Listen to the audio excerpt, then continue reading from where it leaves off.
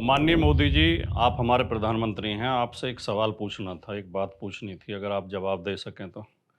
अब मोदी जी तक तो मेरी आवाज़ क्या पहुँचेगी, लेकिन उनके भक्ति जवाब दे दें, उनके कार्यकर्ता जवाब दे दें कि जब मोदी जी आप 2014 में आए थे, जब 2014 में चुनाव लड़ रहे थे, भारतीय जनता पार्टी चुनाव लड़ रही थी, उस समय कांग्रेस की सरकार थी देश में। तो आपने क्या-क्या वादे देश की जनता से किए थे, मतदाताओं से क्या-क्या वादे किए थे, क्या आपको वो याद हैं? उस समय वादे कुछ और थे, आज आप दावे कुछ और करते हो और भक्त लोग भी उन बातों का ज़िक्र ही नहीं करते आज जो उस समय वादे किए गए थे। आपका मोदी जी सबसे पहला वादा था कि 2 करोड़ रोज़गार प्रति वर्ष दूँगा और इस रोज़गार में सरकारी नौकरी शामिल थी। ये कहने का अर्थ केवल ये था कि 2 करोड़ लोगों को सरकारी नौकरी दूँगा और सरकार चाहे तो दे सकती है। रेलवे में, डाकतार विभाग में और सेना में बहुत ढेर सारे पद खाली पड़े हैं, जिन्हें मोदी जी आपने इनकी रेगुलर भर्ती रोक दी है और ये तीनों डिपार्टमेंट लगभग ठेके पे चल रहे हैं। सेना में आज 4-4 साल के लिए अग्निवीर भर्ती किए जा रहे हैं। सेना की रेगुलर भर्ती कई वर्षों से नहीं हुई है, लगभग 5 वर्षों से नहीं हुई है। तो मोदी जी आपका सबसे पहला वादा 2 करोड़ रोज़गार प्रत्येक वर्ष देने का था। दूसरा आपने वादा किया था कि जो स्विस बैंकों में काला धन है, उनकी सूची उजागर करूँगा। कांग्रेस उनकी सूची इसलिए उजागर नहीं करती है क्योंकि उस सूची में कांग्रेस के लोग हैं। और काला धन वापस लेके आऊँगा और 15-15 लाख रुपए सबके खाते में डाल दूँगा। जब काला धन वापस आ जाएगा तो इतना काला धन है कि 15-15 लाख सबके खाते में आ जाएँगे। लुटेरों के पैसे विदेशी बैंकों में जमा है ना, इतने भी हम रुपये ले आए ना, तो भी हिंदुस्तान के एक एक गरीब आदमी को मुफ्त में 15-20 लाख रुपए यूं ही मिल जाए। मोदी जी आप उस बात को बिल्कुल भूल ही गए कुर्सी पे बैठने के बाद। काला धन 3 गुना हो चुका है स्विस बैंकों में। आपके शासन में 3 गुना बढ़ चुका है काला धन और आपने सूची तो उजागर की नहीं। तो आप इस बात का जवाब दीजिए। तीसरा आपका वादा था किसान की आमदनी दुगनी करूँगा, आपने 2 बार तारीख रखी। पहले तो 2000 तक का, फिर 2022 तक का। 2022 हिंदुस्तान के किसान की आय दोगुना करनी है कि किसान की आमदनी दुगनी कर दूंगा। आप कृषि बिल लेके आए जो किसान की कमर तोड़ने वाले थे। किसानों को 13 महीने तक सड़क पर बैठना पड़ा। आपने किसानों को राजधानी में नहीं घुसने दिया और आपके लोग किसानों के लिए क्या क्या कहते रहे, ये किराए के हैं, ये भाड़े के हैं, ये बिके हुए हैं, ये आतंकवादी हैं, ये जो है किसी के इशारे पर ये सब कुछ कर रहे हैं। उन्हें उन्हें आपने क्या क्या नहीं किया, खालिस्तानी बताया, पाकिस्तानी बताया। तो किसान की आय भी दुगनी नहीं हुई मोदी जी, किसान की आय तो घटी है। किसान की खेती की लागत बढ़ी है और उसकी फसलों का मूल्य उतने औसत में, उतने एवरेज में नहीं बढ़ पाया, इसलिए किसान की आमदनी कम हुई है। किसान लगातार कर्जदार होते जा रहे हैं। आपने कहा था कि जब रुपए की कीमत गिरती है, तो दिल्ली में बैठी सरकार का चरित्र गिरता है, तब रुपए की कीमत गिरती है। अगर सरकार ठीक काम करे तो रुपए की कीमत नहीं गिरेगी। और मैं ऐसी योजना बनाऊंगा और इस तरह की सरकार चलाऊंगा कि रुपए की कीमत डॉलर के बराबर हो जाएगी। ये ऐसे नहीं होता मित्रों। मैं शासन में बैठा हूं, मुझे मालूम है इस प्रकार से रुपया इतनी तेजी से गिर नहीं सकता। अरे ये नेपाल का रुपया नहीं गिरता है, बांग्लादेश की करेंसी नहीं गिरती है, पाकिस्तान की करेंसी नहीं गिरती, श्रीलंका की करेंसी नहीं गिरती। क्या कारण है हिंदुस्तान का रुपया पतला होता जा रहा है? डॉलर रुपए की कीमत तो लगातार घटती गई डॉलर के मुकाबले। डॉलर की कीमत तो लगातार बढ़ती गई है। रुपया कमज़ोर हुआ डॉलर के मुकाबले। और आपने पेट्रोल डीजल पे भी बहुत व्यंग किए थे। अगर हम चुन करके आएंगे तो 100 दिन में महंगाई कम करेंगे। कहा था ना, कहा था ना। डीजल का क्या हुआ?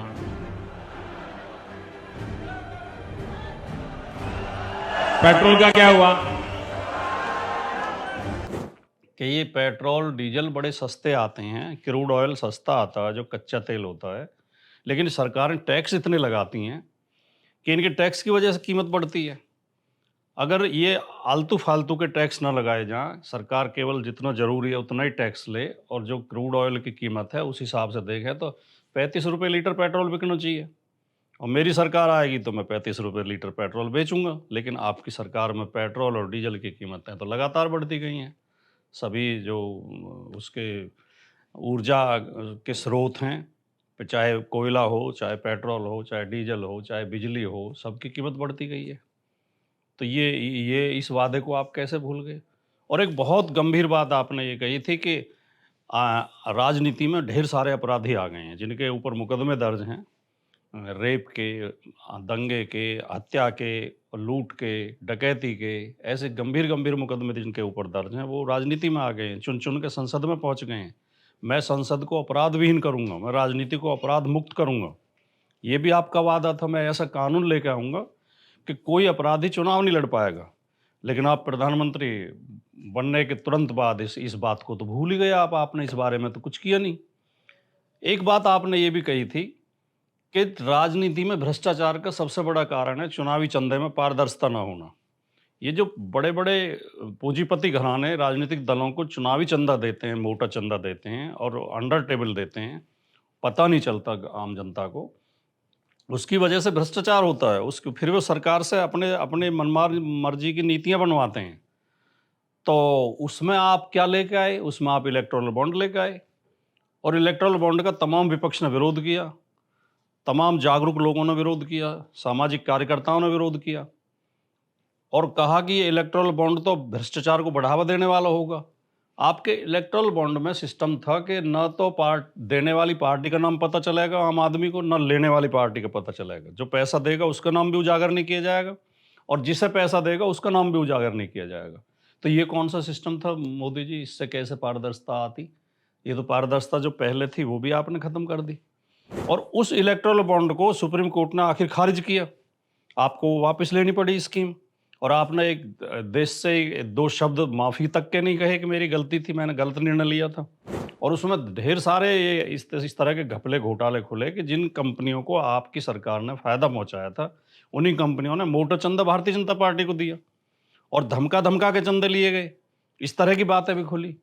तो जो आपके ये वादे थे, रोजगार दूंगा, किसान की आय दुगनी करूंगा, रुपए की कीमत डॉलर के बराबर कर दूंगा, पेट्रोल 35 रुपए लीटर कर दूंगा, चुनावी चंदे में भ्रष्टाचार खत्म कर दूंगा, पारदर्शिता लेके आऊंगा, राजनीति को भ्रष्टाचार से मुक्त करूंगा।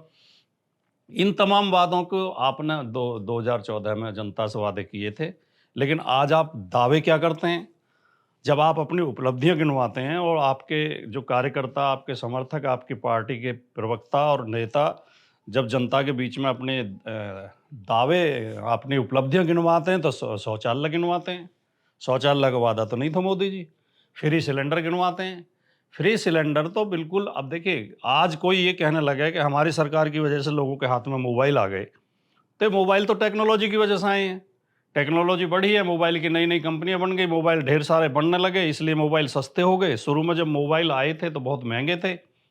तो ये तो टेक्नोलॉजी की वजह से मोबाइल सस्ते हुए हैं और गरीब लोगों के हाथ में मोबाइल आ गए। इसी तरह जो इसके सिलेंडर है गैस के, क्योंकि बहुत से शहरों में पाइपलाइन बिछ गई है, रसोई में पाइपलाइन से कनेक्शन चले गए हैं, उन्हें सिलेंडर की ज़रूरत नहीं है। कंपनियों के सिलेंडर वो बेकार हो गए। वो सिलेंडर रखे थे तो उन सिलेंडर को कहीं ना कहीं यूज करना था। तो गरीब लोग सिलेंडर के पैसे नहीं दे सकते थे, तो कम से कम गैस तो खरीदेंगे, हमारी गैस तो बिकेगी। तो वो खाली वो कंपनी अपना गैस बेचने के लिए वो सिलेंडर फ्री में देने को तैयार थी, उसका श्रेय आप लेते हो। ये तो कोई सरकार की योजना है नहीं, इसमें तो कोई सरकार का 1 रुपया खर्च हुआ नहीं है। और फिर गैस तो आपने महंगी की है। जिन्हें सिलेंडर आपने फ्री में दे दिए वो दोबारा सिलेंडर भरवा ही नहीं पा रहे। फ्री राशन का आप दावा करते हो कि हम जो 80 करोड़ लोगों को फ्री में राशन दे रहे हैं, तो ये तो कोई बहुत बड़ी उपलब्धि कही नहीं जा सकती। जिस देश के 80 करोड़ लोगों को 5 किलो गेहूं के लिए लाइन में लगना पड़ता हो, उस देश की तो स्थिति पर चिंता ही जाहिर की जा सकती है कि अगर 80 करोड़ लोग इस हालत में हैं कि वो अपने लिए राशन नहीं खरीद सकते और उन्हें फ्री राशन की लाइन में लगना पड़ता है। और मोदी जी, ये खबरें बार बार आती रहती हैं, जगह जगह लोग दिखाते रहते हैं कि जो राशन आप दे रहे हैं वो गेहूँ बहुत ख़राब होते हैं, वो चावल बहुत ख़राब होते हैं, उनके वो कई बार सड़े हुए निकलते हैं, उनमें कई बार कंकड़ निकलते हैं, उनकी क्वालिटी बहुत ख़राब होती है। उस राशन के लिए भी लोग तैयार हैं लाइन में लगने के लिए, तो लोगों की हालत बहुत ख़राब है। आप अपनी उपलब्धियों में मंदिर निर्माण गिनवाते हैं कि हमने मंदिर बना दिया, आप कांवड़ियों के ऊपर फूल बरसवा देते हैं, उसे अपनी उपलब्धियाँ बताते हैं। हाँ, एक उपलब्धि आपकी ज़रूर है कि मीडिया आपके साथ है, मीडिया को आपने काबू में रखा है, इसलिए मीडिया को गोदी मीडिया कहा जाने लगा है।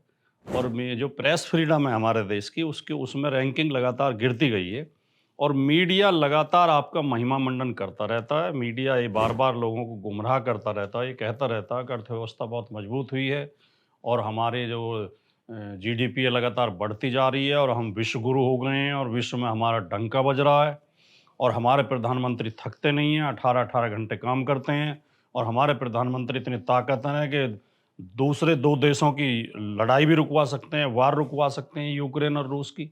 इस तरह के झूठ बोलकर, इस तरह का झूठा महिमा मंडन करके मीडिया कोशिश करता है आपकी छवि बनाने की। ये इसे तो एक उपलब्धि आपकी मान सकते हैं कि आपने मीडिया को अपने काबू में रखा और मीडिया आपसे कभी सवाल पूछने की हिम्मत नहीं करता और मीडिया लगातार सरकार की चमचागिरी और प्रधानमंत्री के महिमा मंडन में लगा रहता है।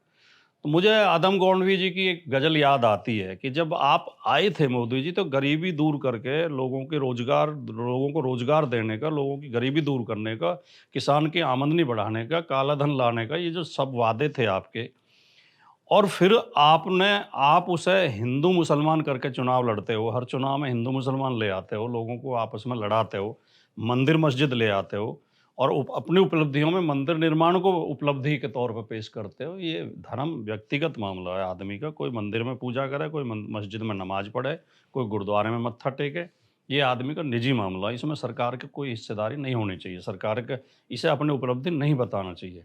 तो मुझे इन परिस्थितियों में, इन सारी परिस्थितियों में आदम जी की गज़ल याद आती है कि ये गरीबी से हमारी फैसलाकुन जंग थी, फिर कहाँ से बीच में मस्जिद और मंदिर आ गए।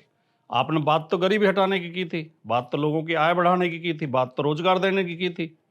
तो ये गरीबी से हमारी फैसलाकुन जंग थी, फिर कहाँ से बीच में मस्जिद और मंदिर आ गए और जिनके चेहरे पर लिखी थी जेल की ऊँची फसील, राम नामी ओढ़ के संसद के अंदर आ गए। जो आपने अपराध मुक्त करने की घोषणा की थी कि संसद को अपराध मुक्त कर दूंगा, संसद में पता तो अपराधियों की संख्या बढ़ी है। ये तो आंकड़े बताते हैं। भारतीय जनता पार्टी के 25% सांसदों के खिलाफ आपराधिक मुकदमे दर्ज हैं। तो ये गरीबी से हमारी फैसलाकुन जंग थी, फिर कहाँ से बीच में मस्जिद और मंदिर आ गए और जिनके चेहरे पर लिखी थी जेल की ऊंची फसील, राम नामी ओढ़ के संसद के अंदर आ गए और कल तलक जो हाशिए पर भी नजर आते न थे, आजकल बाजार में उनके कैलेंडर आ गए और जिनको सच कहना सुनना और देखना भाता नहीं, कुर्सियों पर अब वही बापू के बंदर आ गए। तो ये स्थिति मोदी जी है। अगर आप तक ये मेरी आवाज़ पहुँचे, जिसकी मुझे उम्मीद कम है, तो आप जवाब दें और अगर नहीं पहुँचे तो आपके चेले चपाटे और आपके जो भक्त हैं वो मेरी बात का जवाब दे दें। इतनी उम्मीद करता हूँ। जय हिंद, जय भारत।